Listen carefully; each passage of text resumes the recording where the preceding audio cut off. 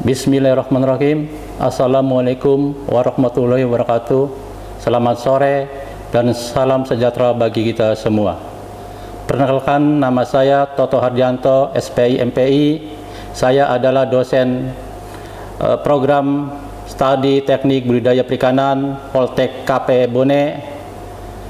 Pada kesempatan ini saya akan memaparkan mata kuliah yang saya ampu, yaitu mata kuliah teknik pembesaran ikan.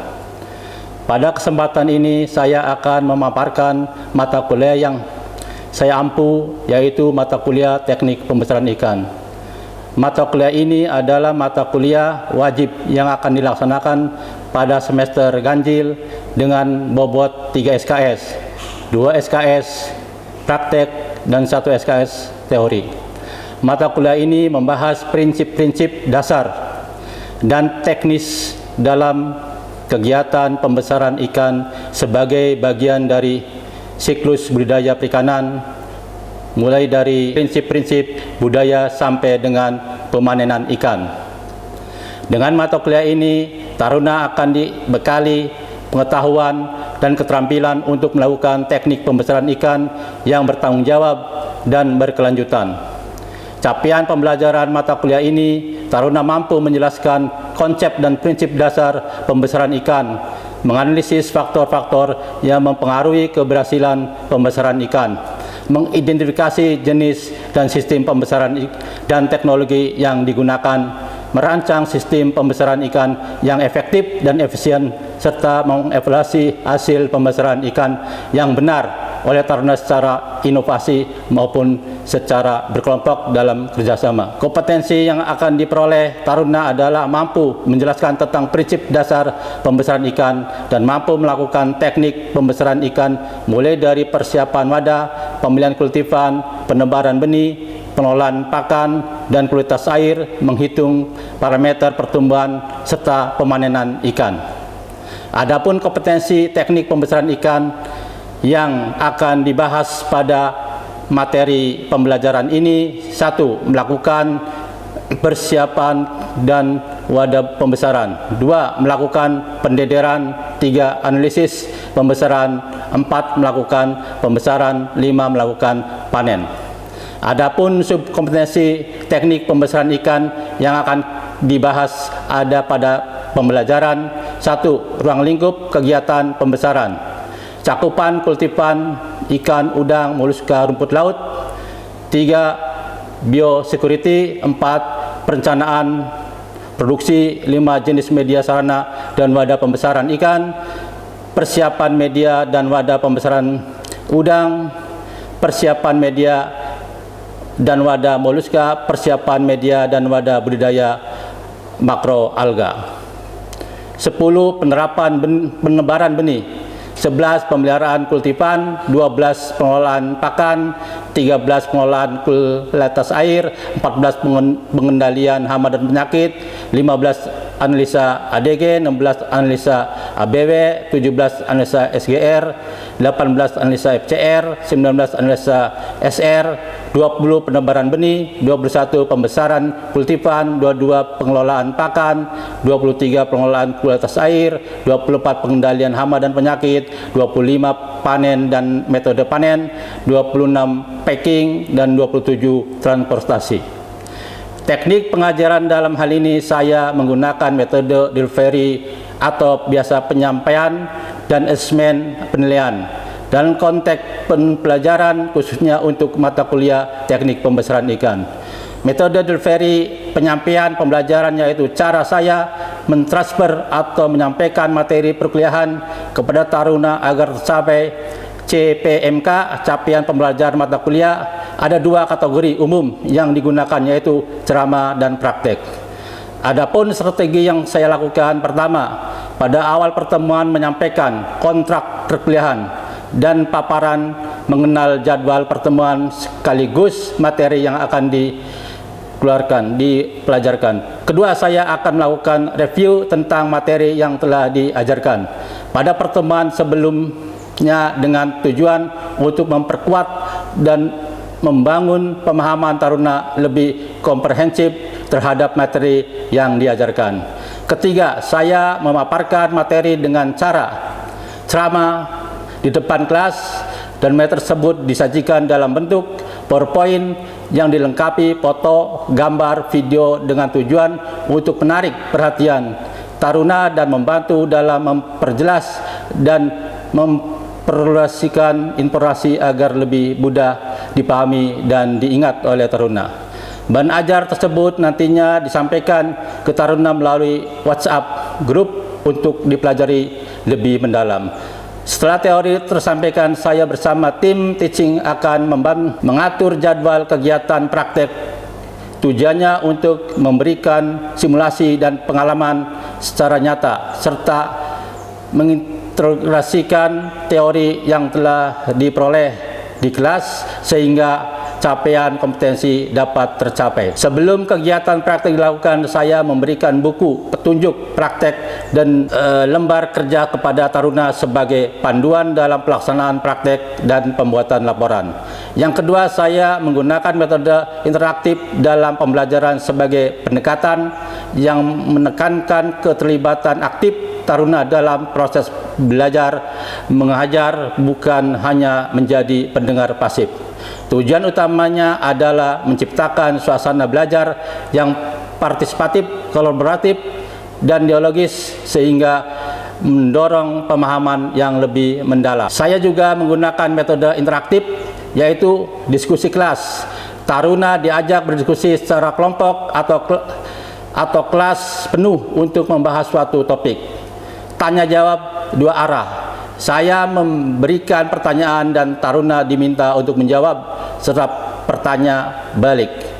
Studi kasus, taruna untuk menganalisis situasi nyata atau simulasi kasus, lalu penawaran solusi seperti kasus pertumbuhan udang yang tidak normal. Metode lainnya yang saya gunakan yaitu metode SCL, Student Centered Learning, di mana dengan metode ini yang saya lakukan berdiskusi di sela-sela pemaparan materi, dan saya akan menyisipkan pertanyaan-pertanyaan dan meminta pendapat dari taruna terkait materi yang diajarkan. Tujuannya agar taruna berbagi pengetahuan, pengalaman, memberikan argumen atau mendapat dari sudut pandang yang berbeda, sehingga taruna dapat mengembangkan pemikiran kritis, mengembangkan keterampilan komunikasi, dan saling menghargai pendapat satu sama lain.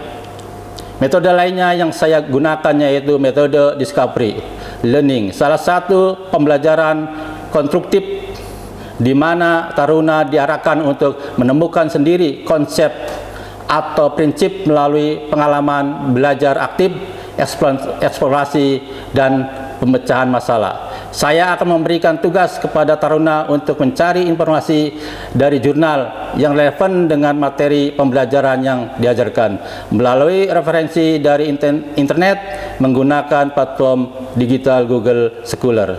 Tujuannya agar taruna lebih aktif dalam menggali informasi dan dari materi yang diajarkan, sekaligus mengikuti pengembangan zaman. Saya juga menggunakan media pembelajaran daring seperti Google Form dan quiz. Platform tersebut merupakan sarana yang digunakan untuk pembelajaran interaktif dalam bentuk permainan edukatif. Saya juga menggunakan WhatsApp Group sebagai media komunikatif ketika di luar jam perkuliahan. Model asesmen yang saya gunakan yaitu bagaimana cara saya menilai. Penilaian taruna dilakukan secara objektif dan transparan. Mata kuliah teknik pembesaran ikan mencakup teori dan praktek, sehingga komponen penilaiannya yang digunakan adalah penilaian teori dan penilaian praktek. Komponen penilaian teori yaitu dengan komposisi 20%, tugas 40 ujian tengah semester, dan 40% ujian semester. Komponen penilaian praktek yaitu dengan komposisi 30% persiapan, 30% proses, dan 40% hasil praktek. Nilai praktek minimal B merupakan syarat bagi taruna untuk mengikuti ujian akhir semester. Bobot nilai yang digunakan dengan huruf A sampai D. Taruna dikatakan remedial apabila mendapatkan A sampai D. Selanjutnya saya akan menyampaikan proses pembelajaran di kelas. Selamat menyaksikan.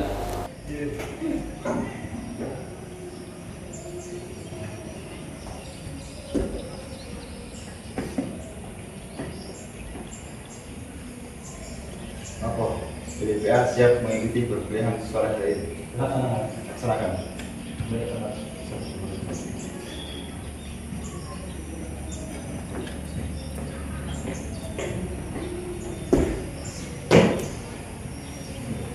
Bismillahirrahmanirrahim. Assalamualaikum warahmatullahi wabarakatuh.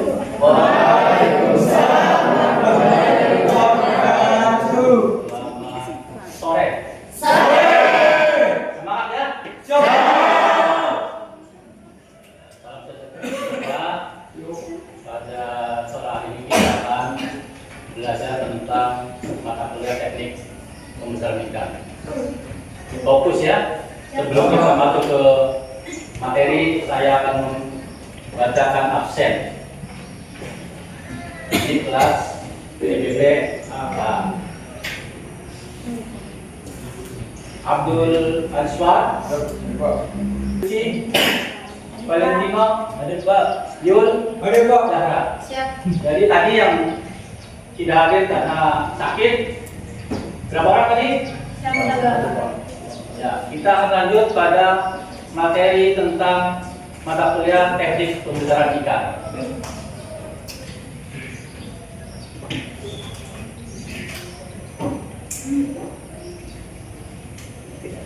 CPMK, apa itu CPMK adalah capaian pembelajaran mata kuliah yaitu akan membahas dengan analisa pertumbuhan.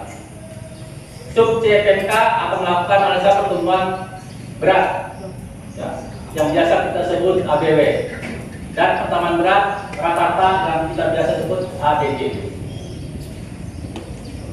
Yang akan kita bahas adalah menghitung parameter pertumbuhan mutlak dan pertambahan berat rata-rata harian. Kemudian menginterpretasikan hasil pertumbuhan dari data lapangan. Jadi setelah dilakukan sampling, maka kita melakukan menginterpretasi bagaimana ini udah apakah ada pertemuan atau tidak ada pertemuan. Tujuan pembelajaran yang pertama adalah menjelaskan konsep dasar pertumbuhan udang. Kemudian menghitung parameter pertumbuhan mutlak yang biasa disebut ABW dan pertambahan berat rata-rata harian ADG. Kemudian menganalisa data pertumbuhan dari hasil budidaya udang.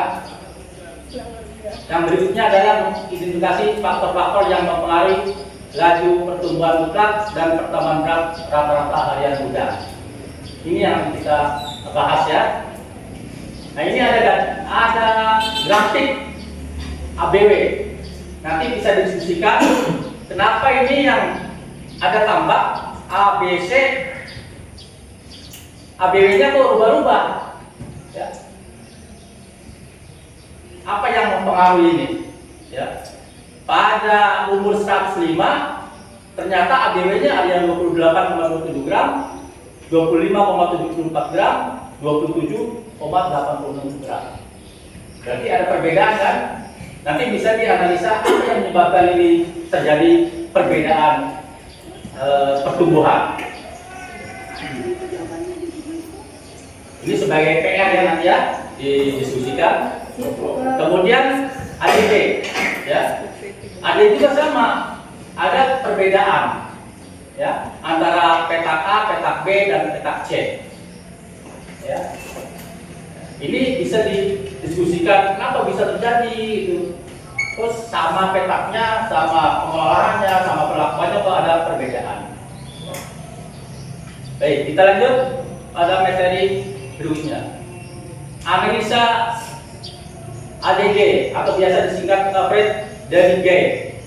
Salah satu parameter yang digunakan untuk mengukur kesuksesan budidaya adalah ADG. Jadi kalau kita mau pelihara udang, kemudian kita lihat ADG-nya apakah turun, atau naik, atau bertambah, nah, kita bisa lihat apakah keberhasilan budidaya itu bisa tercapai. Ya. Apa itu ADG? ADG adalah pertambahan berat harian rata-rata organisme dalam satu periode atau waktu tertentu digunakan untuk mengetahui kecepatan pertumbuhan organisme akuatik udang atau ikan perharinya. Jadi nanti pada saat kalian praktek lapang, ya, bulan Juli kalian akan menemukan ini. Ya. Kemudian yang berikutnya adalah makin tinggi nilai ADG, maka dapat diindikasikan bahwa makin bagus pertambahan berat rata-rata harian organisme aquatik tersebut. Jadi kita lihat setiap sampling ada kenaikan enggak? Kalau tidak ada kenaikan berarti ada masalah. Masalahnya biasa di mana? Masalahnya itu, oh ini kok nggak tumbuh-tumbuh? Kira-kira di mana? Nafsu makan bisa terjadi. Nafsu makan mungkin pakannya tidak sesuai. Apalagi kualitas air, ya. Kualitas air yang dominan apa kira-kira? Yang mempengaruhi pertumbuhan atau ADG-nya itu? Suhu bisa. Apalagi? Salinitas juga bisa. Apalagi? Ya. pH. Ada namanya NH3. Ya. Itu banyak sekali parameter yang berpengaruh terhadap ADG tersebut. ADG dipengaruhi oleh beberapa faktor, ya. Tadi sudah disebutkan. Yang pertama, usia udang semakin besar. Kalau udangnya bagus pertumbuhannya, maka semakin bagus. Yang kedua, kualitas air nur. Jadi menur juga berpengaruh. Kalau benar kurang bagus, ya tidak mau tumbuh. Ya. Yang berikutnya adalah pada tebar. Itu akan berpengaruh terhadap pertumbuhan. Mana yang lebih bagus tumbuhnya, pada tebar rendah atau pada tebar tinggi? Rendah. Makanya di dalam kegiatan budidaya itu kita harus mengukur apakah kalau pada tebar sekian bisa tumbuh dengan normal, dengan baik atau tidak. Makanya kita harus menginterpretasikan kemampuan tampak, ya, sehingga pertumbuhannya kan normal. Ya. Yang berikutnya adalah manajemen pemberian pakan. Itu penting sekali. Makanya kan ada program, ya, program pemberian pakan, mulai dari penyimpanan sampai menghitung dosis, ya, sampai cek ancor. Itu adalah manajemen pemberian pakan. Kemudian pengendalian hama dan penyakit itu penting sekali, ya. Pengendalian contohnya misalnya dalam apa ini? Pengendalian di pakannya loh. Biasanya kalau orang kasih pengendalian di pakan, apa kira-kira menggunakan apa itu? Probiotik, ya, untuk mencegah itu, untuk melawan patogen yang berbahaya untuk udang, ya. Kemudian pengelolaan kualitas air yang tadi disebutkan sangat berpengaruh, baik itu parameter kimia, fisika maupun biologi. Nafsu makan organisme aquatik ikan udang dapat mengalami penurunan akibat kondisi cuaca, ya, yang tidak stabil. Kondisi ini menyebabkan kualitas air menjadi fluktuatif, salinitas naik turun, ya. Kemudian sehingga metabolisme nafsu aquatik ikan udang saat ini dapat berpengaruh terhadap kondisi hidupnya organisme yang dipelihara. Jadi secara tidak langsung kualitas air itu akan berpengaruh terhadap pertumbuhan udang, ya. Dengan mengetahui nilai ADG organisme aquatik ikan atau udang, kita dapat mengestimasikan kebutuhan pakan dan FCR pada kegiatan pemeliharaan yang sedang berlangsung. Jadi kita bisa mengestimasikan ini pakannya bagaimana untuk mencegah FCR jangan sampai tinggi. Apa kira-kira kalau FCR tinggi? Yang pertama misalkan apa kira-kira? Biaya opsionalnya tinggi. Ya, apalagi yang terhadap teknisnya. Kualitasnya bagaimana kualitasnya? Rusak. Tapi tadi ada banyak bahan organik itu akan menghasilkan apa itu tadi? NH3. Ya.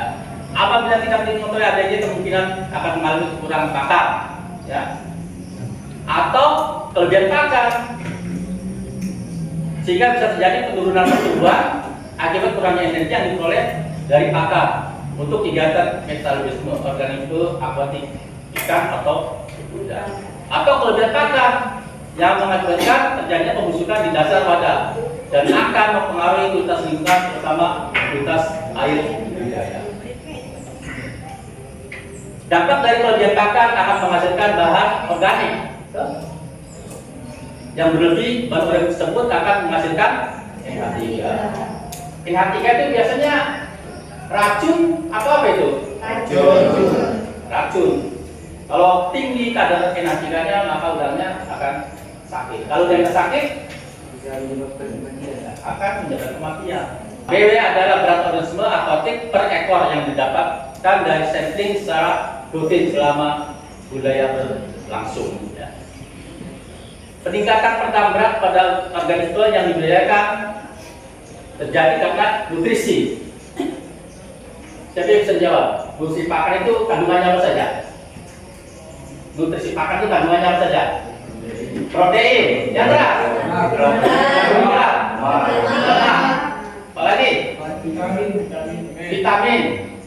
Biasanya ada kandungan seratnya ya atau abunya. Ini nutrisi ini sangat berguna bagi untuk pertumbuhan. Contohnya protein fungsinya untuk apa ini? Protein untuk pertumbuhan, untuk membentuk sel-sel atau untuk mengganti sel-sel sehingga digantikan daging. Kalau udah mau tumbuh, harus bagaimana udangnya?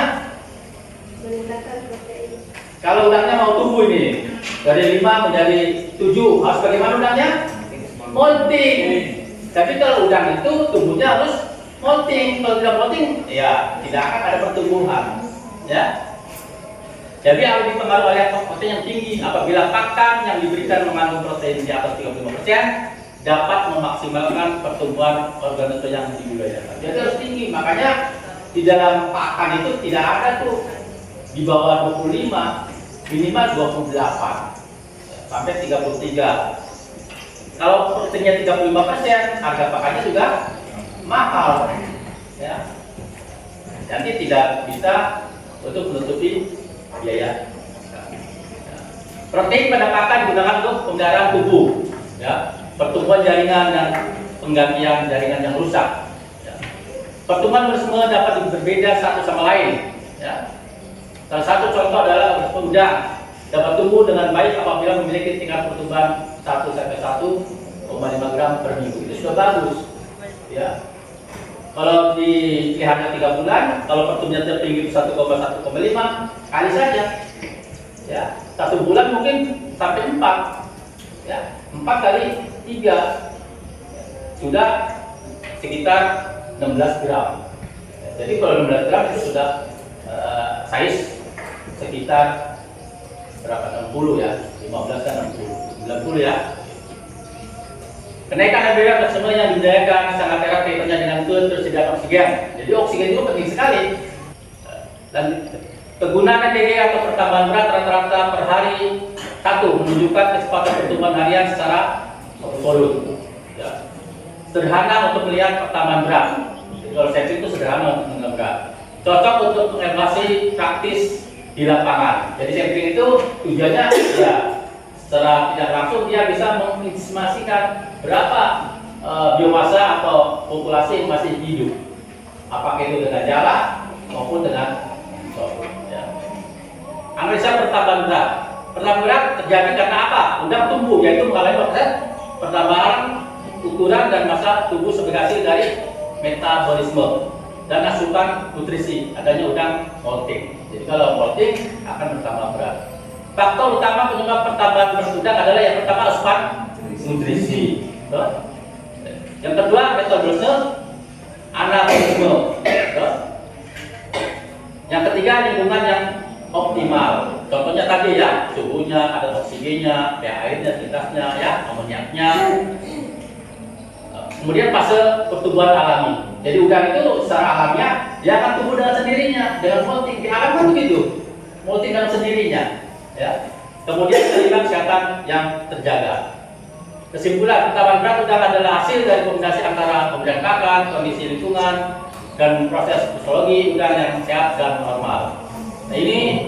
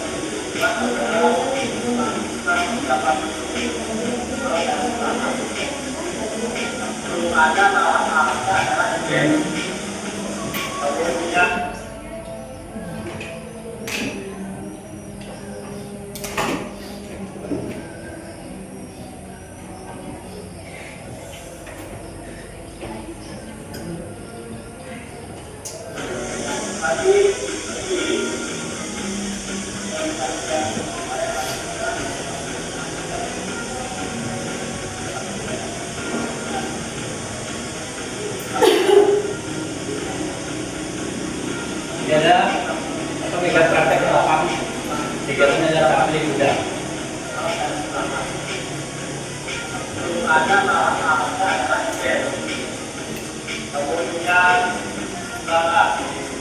Kemudian jalan atau dan 4, 6, dan alat dapat dengan data lima. Kedua, dengan data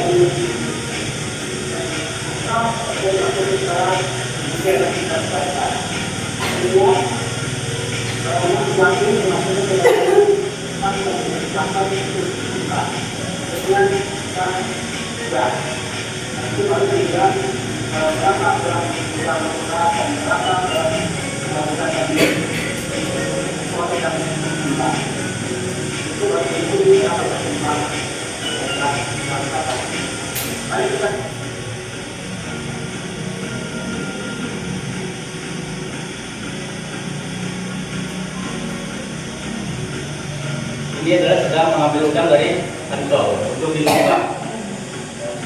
Ini sampel yang diambil. Ini baru memasukkan udang dari ember ke tempat yang sudah siapkan. Kemudian sebelum ditimbang, ditiriskan dulu.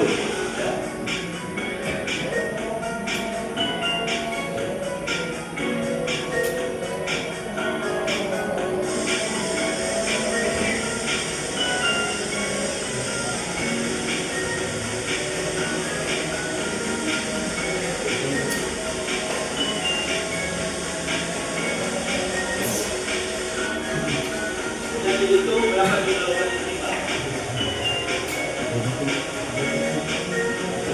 Cukup Pak. Oke ya? Izin masuk Pak. Oke, jadi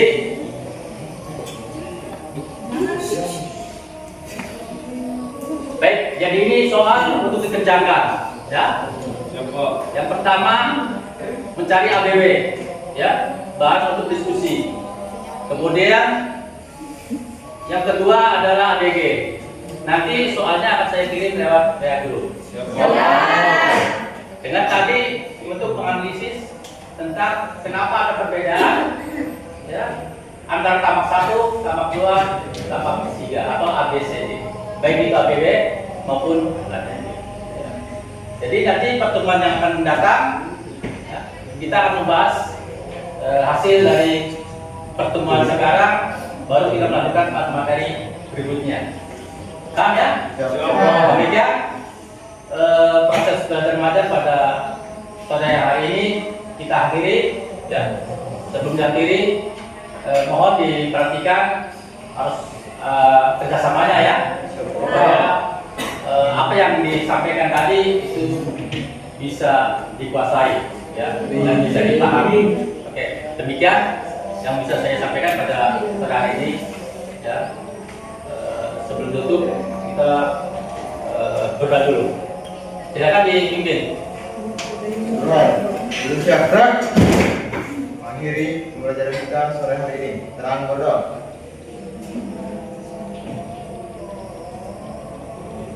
Doa selesai. Berada Pak.